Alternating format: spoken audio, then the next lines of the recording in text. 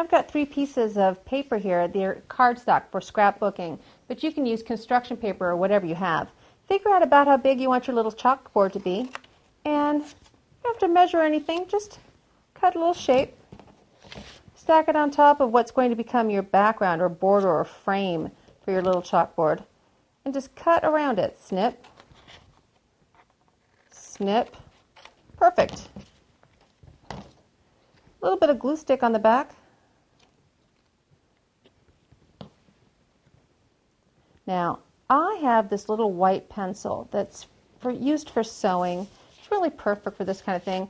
I have this little white pencil that I use for sewing, for marking fabric. You might have a white pencil in a box of colored pencils, or you might have an actual piece of chalk. Either way. I'm going to write, this is going to be to my friend John, and I will write his name on there. Just print it on there. And then, just to make it extra cute, I'm going to put a little piece of chalk on there and pretend that that's what we use to write his name. This glue will dry clear. Oh, adorable. And now a hole punch. Just one little hole is all we need, really. So quick and so clever.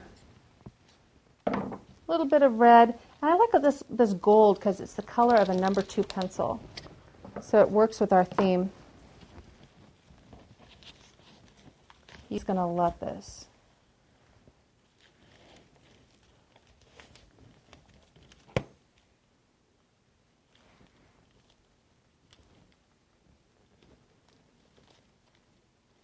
Just going to run our ribbon right through our little hole, and we're almost done.